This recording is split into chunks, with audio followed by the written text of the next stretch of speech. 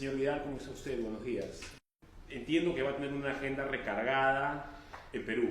Bueno, es una agenda recargada y además es una agenda que, como casi siempre que vengo a Perú, se recarga más desde el momento en el que aterrizo. O sea, uno no termina de saber cómo va a terminar de apretada esa agenda. Pero es un placer estar aquí y poder departir juntos. Pero el mundo en estos momentos, más que en izquierda y en derecha, se divide entre globalistas y patriotas. Globalistas y patriotas. Esta es una de las frases que más me quedó durante la entrevista que duró más de una hora que sostuve hace algunos días con el enorme sabio de nuestros tiempos llamado César Vidal. Él vino del Perú para regalar una conferencia a algunas personas que lo escuchamos y aproveché entre sus tiempos libres para escamotearle una hora de entrevista y las cosas de las que hablamos realmente son sumamente interesantes. La primera de ellas es si él realmente considera que existe un nuevo orden mundial o no. Para los que no conocen aún a César Vidal, realmente les pido que lo googleen. Es un autor de más de 150 libros de diferentes temas, desde economía, filosofía, teología, historia, un periodista prolífico en España y ahora en Estados Unidos, conocido como la Voz de Madrid en España en su tiempo, que tuvo que huir de Madrid por haber sido atacado por fuerzas terroristas que buscaban matarlo. Él ahora es un conspicuo conferencista que le da vueltas a todo Hispanoamérica regalando parte de su conocimiento. Estuvo en Perú hace pocos días y lo primero que hablamos, ya les dije, fue sobre nuevo orden mundial. ¿Cuál es la idea que se le viene a la cabeza cuando usted ve las manifestaciones en Chile, en Ecuador, en México, en Barcelona, etcétera? Bueno, yo diría que es una situación de enorme fragilidad. Creo que la palabra sería fragilidad para definir en conjunto el área hispana del mundo, y de enorme fragilidad porque en estos momentos Hispanoamérica es uno de los grandes campos de batalla frente a la agenda globalista. ¿Por qué? Vamos a ver, la agenda globalista persigue unas metas que han sido definidas por globalistas como el propio Rockefeller. David Rockefeller cuenta en sus memorias que en ocasiones le han acusado a él y a su familia de pretender que desaparezcan los estados y que se imponga el dominio de una cábala, él utiliza el término cábala, de financieros y de intelectuales que de alguna manera controle el mundo y lo lleve hacia un sistema de carácter socialista. Y entonces él dice, nos han acusado muchas veces a mi familia y a mí de tener estas intenciones y de que es una agenda contraria a los propios Estados Unidos. Y él dice, bueno, me confieso culpable. Es decir, la idea de una agenda globalista es algo que surge al menos en los años 60, que efectivamente parte de la base de que las naciones-estado como tal no tienen sentido, tuvieron sentido en el siglo XVIII, en el siglo XIX, en parte del siglo XX, pero esas naciones-estado como tales, soberanas, independientes, carecen de sentido, y lo que hay que implantar es un supragobierno que mantiene en cierta medida la existencia de esas naciones, pero desprovistas de su soberanía. Perdón, ¿me está usted hablando del nuevo orden mundial? ¿De una conspiración, como lo llaman algunos? Bueno, vamos a ver, el nuevo orden mundial es un nombre que el propio Rockefeller utiliza. Es decir, habrá gente que sobre esto escriba cosas absurdas y hable de los reptilianos y cosas de este tipo. Pero estamos hablando de un nuevo orden mundial, el propio David Rockefeller hablaba de ello. Se puede denominar conspiración en la medida en que en buena parte de su trayectoria esto ha sido algo oculto, y hay un discurso extraordinario de Rockefeller ante la Trilateral donde da las gracias a medios de comunicación importantes en Estados Unidos porque conociendo esto se lo han ocultado al público. ¿Y cómo entroncamos este asunto de un nuevo orden mundial o una agenda globalista, como la llaman otros, con todo esto que estamos viviendo en nuestros países? Bueno, es bastante sencillo. Vamos a ver, la agenda globalista funciona sobre una serie de pilares que son muy concretos. Uno de los pilares es el hecho de que vamos a acabar con la independencia nacional. Las naciones son naciones que, si tomamos el ejemplo de un huevo, le vamos a quitar la yema, le vamos a quitar la clara y va a quedar solo la cáscara. Y entonces ese es uno de los objetivos. Vamos a acabar con las identidades nacionales, vamos a acabar con las identidades culturales, vamos a crear naciones que sean prácticamente como una arcilla que se puede modelar. Eso transcurre a través de varias cuestiones. Una de ellas, por ejemplo, es el práctico monopolio de los medios de comunicación. En estos momentos, en torno al 80% de las informaciones que aparecen en las agencias internacionales, en los medios de comunicación, pero incluso en las películas de dibujos animados de niños, están en manos de solo 7 multinacionales. Y en ese sentido nos es bastante fácil dirigir a la opinión pública en ese sentido. El segundo fenómeno es el de una inmigración que acabe lesionando totalmente la identidad nacional. Y en este sentido eso se puede ver con más claridad quizá en Europa Occidental que en el caso del continente americano, pero vamos en esa dirección. En tercer lugar, impulsamos la ideología de género. Una sociedad va a ser siempre más débil, más frágil, más desprovista de protecciones si acabamos destrozando la familia. Y en ese sentido, la política es muy clara en cuanto a la agenda globalista. El último aspecto es que nos vamos a librar del cristianismo porque tiene una escala de valores que se resistirá frente a esto. Ahora, ¿cómo tiene esto que ver con la situación actual? Déjeme darle unos ejemplos. En el caso de Ecuador, el Parlamento, el legislativo de Ecuador, rechaza una ley de aborto. Apenas unas horas después tenemos disturbios en todo el país utilizando a las minorías indígenas de manera especial. En Perú, en un momento determinado, hay una resistencia a que el Tribunal Constitucional sea nombrado por el Legislativo, como lo establece la legalidad, porque además el Tribunal Constitucional frenaría las iniciativas de ideología de género, y por el contrario hay un intento del Ejecutivo de que el Tribunal Constitucional ya no se nombre legalmente, sino que ese Tribunal Constitucional en su nombramiento tengan que ver organizaciones que dependen de George Soros, que es uno de los grandes rostros de la agenda globalista en estos momentos. Cuando eso no se consigue, se produce un autogolpe, creo que no se puede denominar de otra manera lo que ha sucedido en el Perú, y de pronto es imposible que la legalidad constitucional siga adelante. No se produce más violencia porque ese autogolpe invalida de alguna manera, impide la acción del poder legislativo, pero se ha producido una situación de ese tipo. En otro caso, como en el caso de Chile, el objetivo es mostrar que Chile no es un oasis, que no existen oasis en este mundo y que, por supuesto, podemos quebrar la estabilidad de cualquier país cuando queremos. Estamos en una situación que abarca realmente a todo el hemisferio y además todo esto precedido por unas palabras muy airadas de George Soros hace apenas unas semanas, antes de que se desencadene todo este tipo de conflictos, señalando que la agenda de género y la agenda globalista no está avanzando en Hispanoamérica con la velocidad que él quiere y hay que conseguir que avance. Pese a que Maduro ha dicho que el Foro de Sao Paulo está avanzando mejor de lo esperado, él lo acaba de decir. Es que no es incompatible, es decir, a la agenda globalista lo que son los objetivos del Foro de Sao Paulo le vienen extraordinariamente bien, porque debilita enormemente el bienestar en cualquier país. Es decir, Venezuela ahora mismo es una nación muchísimo más débil que cuando llegó al poder Hugo Chávez. Por supuesto tenía los problemas que tenía y eso explica que Hugo Chávez llegara democráticamente, pero Venezuela ahora mismo es un país que tiene menos posibilidades de resistencia. Argentina aprueba el avance de la ideología de género en situaciones de enorme debilidad económica. Cristina Fernández de Kirchner nunca pensó inicialmente en impulsar el matrimonio homosexual. Lo impulsa en un momento determinado en que con su gestión ha quebrado a la Argentina y la Argentina no puede recibir ayuda financiera internacional si no se somete a la ideología de género. Y es cuando Cristina Fernández de Kirchner lo avanza. Ha vuelto a repetirse con Macri. Macri no lleva a cabo las reformas que tenía que llevar, el país necesita un préstamo de entidades internacionales y Macri se ve obligado a impulsar el aborto, que tampoco estaba en su programa, precisamente para poder recibir esa ayuda financiera internacional. Es decir, el problema es que la agenda globalista no solo priva de soberanía a los pueblos, sino que además aprovecha los momentos de debilidad económica de las naciones para poder imponerse. Esto es una forma de neoimperialismo especialmente siniestra y especialmente malvada.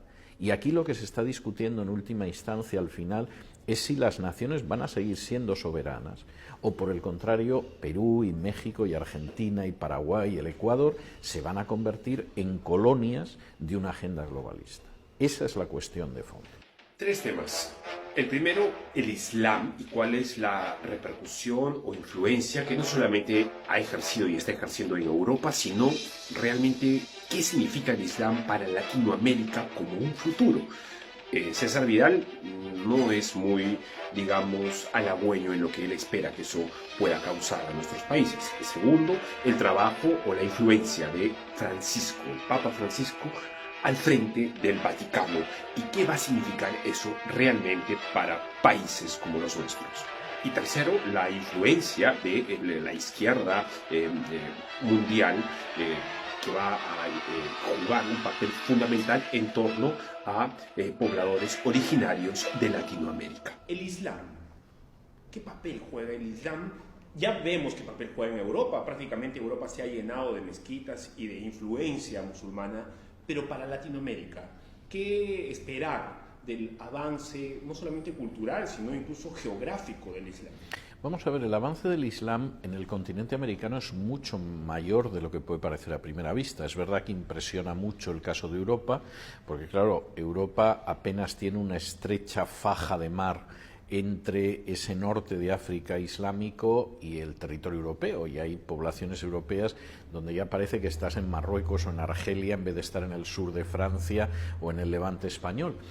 Pero el avance del Islam en el caso del continente americano es inmenso. Hace apenas un par de meses una catedral católica en Estados Unidos era vendida para ser transformada en mezquita. Y la explicación vendida y la explicación que daba el obispo católico a esto era que bueno, que es que en ese barrio ya casi no quedaban católicos y buena parte de la población ya mayoritariamente era islámica y entonces vendía la catedral. Esto, se mire como se mire, desde luego es como un flash que te deja totalmente paralizado. Y la inversión que está llevando a cabo el Islam en estos momentos en Hispanoamérica para extender el Islam es absolutamente extraordinaria. Y en muchos casos, además, fijando como objetivo a poblaciones indígenas. Esto es algo que, bueno, no se detienen en ello. Las poblaciones indígenas en estos momentos van a atravesar en Hispanoamérica por tiempos muy amargos, porque de hecho se han convertido en objetivo de distintas agendas, a cuál más terrible. Por supuesto. Acabamos de ver el sínodo amazónico hace días. Exactamente, ese es el otro caso. Entonces, vamos a ver un sínodo amazónico en una zona como la Amazonia, donde más del 80% de la población es evangélica. Los católicos que quedan ya en la Amazonia son casi testimoniales y el resto es gente que practica religiones chamánicas. Y el documento final del Sínodo de la Amazonia la emprende contra los evangélicos, dice que se va a liar con las religiones chamánicas y además reclama un control sobre un territorio donde el porcentaje de católicos es menos del 10%, pues desde luego es un documento inquietante. Pero el Islam también tiene la intención de utilizar a los indígenas y yo me temo que hay una serie de naciones de Hispanoamérica en las que vamos a vivir tremendas convulsiones en los próximos años y en las que se va a instrumentalizar a las comunidades indígenas como un elemento desestabilizador y lo que se va a producir va a ser algo terrible.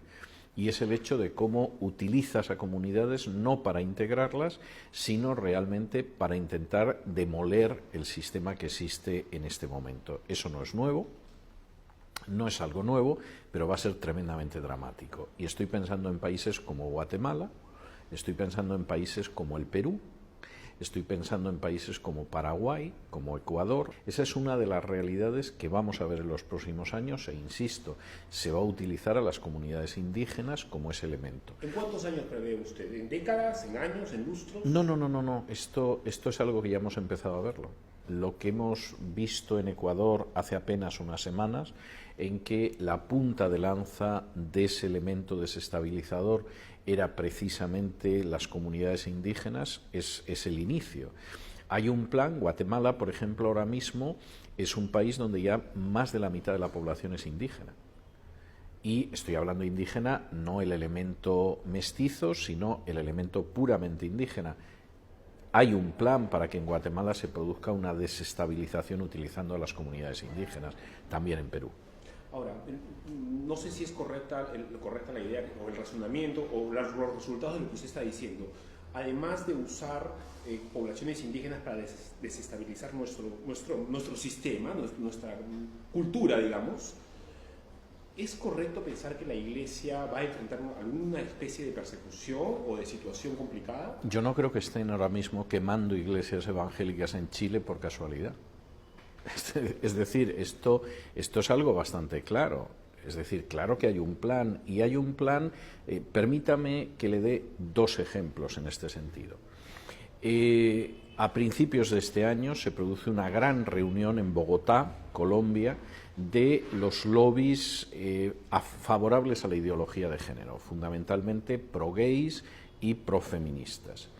En esa reunión ellos comentan, primero con enorme desazón, que el avance de la ideología de género en Hispanoamérica no ha sido tan rápido como querían. Y a continuación dicen que el gran problema son las iglesias evangélicas. Nunca pensaron que las iglesias evangélicas iban a ser un peso fuerte frente a la ideología de género.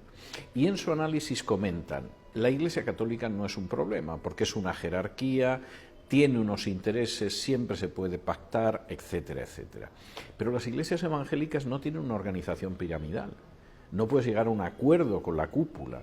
Es gente que se ha organizado desde abajo y es gente que ha movilizado realmente a la población de su país. Y nuestro objetivo, efectivamente, tiene que ser acabar con esa situación que procede de las iglesias evangélicas. Esto sucedía a principios de año, en Bogotá. ¿Y cómo es ese acabar? ¿Cómo sería bueno, ese acabar? Para ellos la idea sería intentar desacreditarlos mediáticamente, intentar impedir que puedan tener un peso dentro de organismos nacionales e internacionales desde los que intentaran bloquear la ideología de género, y en algún caso, desde luego, no se descarta. Bueno, por supuesto se habla de la infiltración, y esa infiltración es real en algunos casos, y por supuesto yo creo que la violencia nunca se ha descartado, siempre es el último recurso, pero insisto, en Chile, vamos a ver, objetivamente hablando, ¿qué tiene que ver la subida del precio del metro con que se queme iglesias evangélicas? ¿O es que realmente hay algo que va más allá de la subida del precio del metro y, aprovechando la inestabilidad, aprovechando la fragilidad de las instituciones, vamos golpeando a aquellos a los que queremos atemorizar o situar fuera de juego? Y yo creo que es eso. O sea, no tiene ningún sentido.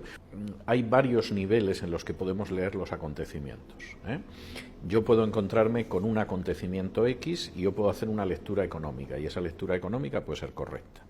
Puedo hacer una lectura institucional y también puede ser correcta, puede ser complementaria de la económica. Puedo hacer una lectura internacional y también es correcta y complementaria. Pero creo que al mismo tiempo también existe una lectura espiritual. Yo no descarto ninguna de esas lecturas. Y cuando tengo que analizar, y es mi trabajo habitual a diario, tengo que analizar acontecimientos que suceden en distintas partes del globo, a mí me interesan los elementos económicos, los elementos sociales, los elementos institucionales, el panorama internacional, pero no se me escapa la dimensión espiritual, porque sin ella es imposible tener un análisis cabal. Y no cabe la menor duda de que aquí estamos encontrándonos con situaciones que son espirituales. Y la prueba está, como mencionábamos antes, en el documento del Sínodo de la Amazonia. Pero es que unos días antes de ese documento oficial del Sínodo de la Amazonia, se firma en Roma el nuevo Pacto de las Catacumbas por la Casa Común.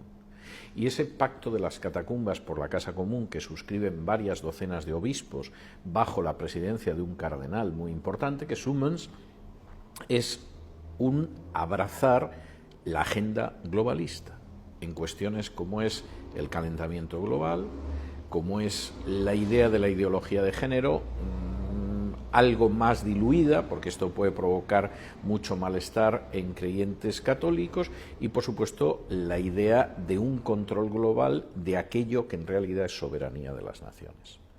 Ese pacto de las catacumbas que el primer pacto de las catacumbas en los años 60 provocó el nacimiento de la teología de la liberación apenas 3 años después. Ahora es el pacto en el cual queda muy claro que el Vaticano se ha subido al carro de la agenda globalista.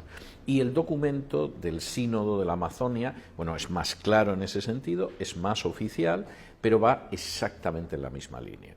De hecho, no hay nada más que ver, por ejemplo, la encíclica del Papa Francisco sobre el cosmos, la naturaleza, etcétera, etcétera, y no es nada más que la agenda globalista. Por cierto, haciendo afirmaciones más que discutibles desde un punto de vista científico, como es el hecho de que exista un calentamiento global, de que el calentamiento global depende de la acción del hombre mayoritariamente, etcétera, etcétera. Eso hay muchos científicos, incluidos premios Nobel, que lo discuten, pero en esos documentos oficiales se abraza esa tesis porque es la de la agenda globalista. Ahora, esto no es una cuestión de mera discusión. Cualquiera que vea el documento del Sínodo de la Amazonia y el modelo de desarrollo que plantea, se da cuenta de que eso es la miseria para todos los países situados al sur del Río Grande. Implica paralizar su desarrollo, implica un empobrecimiento colosal e implica el hecho de unas tensiones sociales espantosas, en las cuales supongo que si de pronto llega un salvador internacional, pues la gente lo acogerá maravillosamente. Pero cualquiera que conozca un mínimo el funcionamiento de la economía, y tengo que decir que lamentablemente la tradición hispana no es la de conocer la economía, se da cuenta de que esa agenda implica el empobrecimiento y la miseria, pero de manera colosal para todas las naciones situadas al sur del Río Grande. Y no deja de ser significativo que sean muy pocos los que se han opuesto. Uno de ellos ha sido el presidente Bolsonaro, que dijo, oiga, usted no va a tocar un trozo del territorio del Brasil, porque eso es soberanía del Brasil, y por supuesto no me va a aplicar esas medidas económicas que me van a llevar a la pobreza a millones de brasileños. Señor Vidal, ¿cómo ve usted la situación peruana, política y económicamente, socialmente hablando hoy? Es una situación muy delicada, porque, vamos a ver, primero Perú es un país que objetivamente hablando tiene muy buenas posibilidades.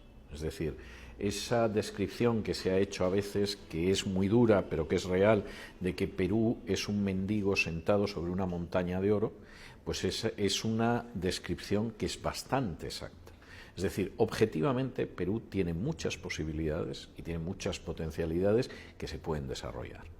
Ahora bien, Perú tiene otros problemas que son bastante serios. Por ejemplo, y este es un problema que seguramente lo vamos a percibir a no mucho tardar, Perú sigue arrastrando toda la lacra hispana de racismo y de orillamiento de los indígenas, que no se nota tanto quizá como en otros países, pero que arranca del estatuto de limpieza de sangre que en su día los españoles trajeron del otro lado del Atlántico. Uno de los desafíos en estos momentos es cómo integramos a esas masas indígenas sin que impliquen que efectivamente se bambolee, se tuerza todo el edificio del Estado. Ese es uno. Otro gran desafío es el educativo. Es decir, cómo vamos formando a los peruanos de tal manera que puedan tener un desarrollo continuo sobre la base de la formación de su gente. Perú, como el resto de Hispanoamérica, procede de una tradición que no es la de la Reforma y sus valores bíblicos, sino la de la Contrarreforma, en la cual la mentira y el hurto son pecados veniales.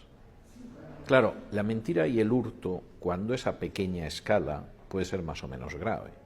Cuando eso es una cultura que puede llegar hasta el presidente de la nación, realmente el resultado es pavoroso. Y esa cultura de que la mentira y el hurto son pecados veniales, y lógicamente según dónde estás, robas más o robas menos, es algo que tiene que desaparecer también de la vida del Perú. Entonces, insisto, en términos objetivos, si yo tengo que ver las gentes que viven en el Perú y tengo que ver los recursos del Perú, las potencialidades son magníficas. Este podría ser un país que realmente funcionara como el Japón. Esa es la realidad. Pero eso implica un esfuerzo educativo, eso implica un esfuerzo de defensa de la familia y estamos yendo en la dirección opuesta, eso implica una limpieza de las instituciones y hemos visto recientemente que no es así, Y eso implica, al mismo tiempo, deshacerse de todo ese influjo que ha tenido la contrarreforma y que es, por ejemplo, la base de la propia corrupción. Y ese es un gran desafío. Y o el Perú realmente ese desafío lo asume y empieza a caminar en la buena dirección, o se va a encontrar, seguramente a corto o medio plazo, con una serie de terremotos sociales que lo coloquen en una situación todavía de mayor dependencia y que le vayan privando de su soberanía. Y ahí hay indicios claros. Que un presidente en un momento determinado decida que disuelve el legislativo y te convoca a elecciones simplemente porque la política que lleva el legislativo no es la que le gusta a su amigo Soros, ya es un indicio de la fragilidad de la situación. ¿Es consciente que tomó esta decisión porque hay una agenda globalista que... No tengo la menor duda. O sea, ¿hay directrices no literales? No tengo ninguna duda. Y el problema, además, es que esta es una situación que va más allá de la izquierda o de la derecha. Es decir, hay gente que sigue todavía con la mentalidad de la Guerra Fría. Se cree que el mundo se divide en izquierda y derecha. Esto, por supuesto, tiene residuos, todavía en parte es así.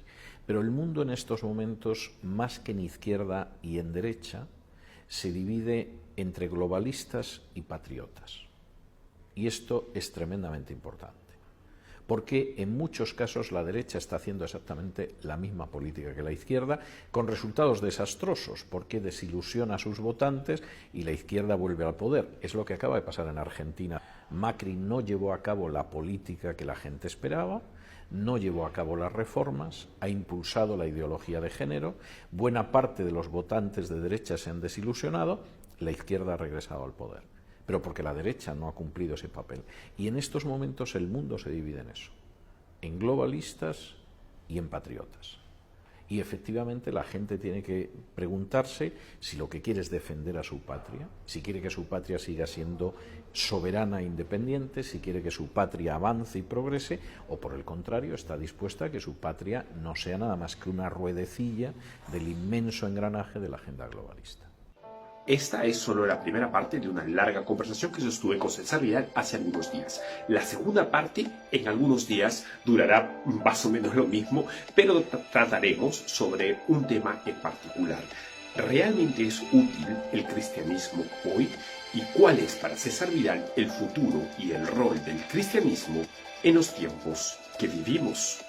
La Iglesia o es sal y luz, o le espera un destino muy difícil. Quisiera recordar las palabras de Jesús cuando dice que vosotros sois la sal de la tierra y que si la sal no actúa como sal, la van a arrojar y la van a pisar fuera. La sal en la época de Jesús no era fundamentalmente un condimento culinario, era un instrumento de conservación. Ahora Jesús está diciendo, vamos a ver, lo que evita que la sociedad en medio de la cual viven los cristianos se corrompa, se pudre, se eche a perder totalmente, es que la Iglesia actúe como ese elemento de sal que impide la corrupción absoluta.